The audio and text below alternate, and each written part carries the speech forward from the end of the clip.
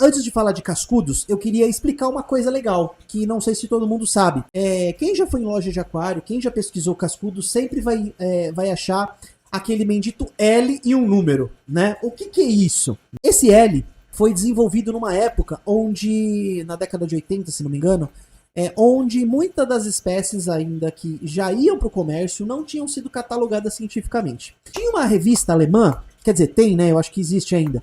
Existe. Eu vou deixar aí depois no fixado esse site dessa revista. Que hoje em dia nem sei se tem mais revista. Bom, mas vocês entenderam.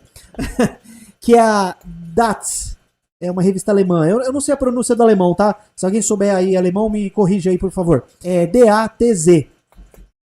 E eles sempre traziam na revista espécies novas, espécies de cascudos, né? Para o ramo de aquariofilia. E muitas dessas espécies ainda não tinham a descrição científica, em virtude disso não tinha o nome certo ainda, né? E aí foi desenvolvido o L e o número, né?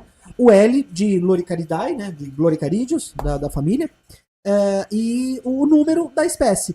Então, se não me engano, começou com L1, L2, L01, L02, e hoje, se não me engano, tá em L500 e alguma coisa, tá? Esse L, uma coisa também que muita gente não sabe, não quer dizer a espécie propriamente dita, e sim um padrão.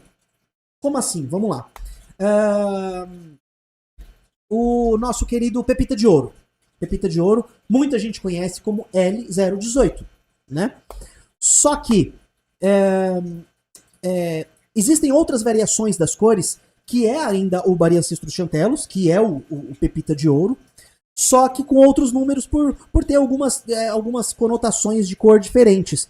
Por exemplo, tá? Pepita de Ouro, Bariancistros Chantellus, ele é conhecido como L018, L177. Isso significa o padrão do animal. Isso não necessariamente são espécies diferentes, tá? Pode ser, como não pode ser, tá? Outro exemplo que eu tenho para vocês é o Ipancistros SP, o L333. O L333 é o mesmo animal do L066. Ele só vai ter padrões de cores diferentes. Isso acontece muito em cascudos, tá, gente? Lá fora, principalmente, que o pessoal tem o hábito de criar esses animais, acaba fazendo o cruzamento e acaba selecionando muito mais cores diferenciadas que, teoricamente, na natureza você não encontraria com tanta facilidade. Então isso é super legal na criação de cascudos, coisa que, infelizmente, não é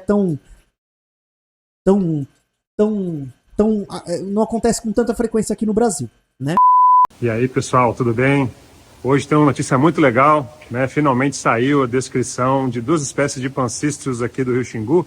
Estão chegando aqui no trabalho agora, recebi essa notícia, é muito legal. Então, o Ipancistros pão, né? O acaripão, que é o L66, L333, L236, até o L400, né? São todos a mesma espécie, que é o Ipancistros saidelli. E também o querido zebrinha marrom, né? O L174, agora também tem o nome, é Ipancistros iujá. Então esse vídeo é bem rapidinho, só para dar essa notícia para vocês. Em breve eu vou fazer um vídeo com mais detalhes explicando o porquê dos nomes, porquê que todos esses L's, né, são a mesma espécie.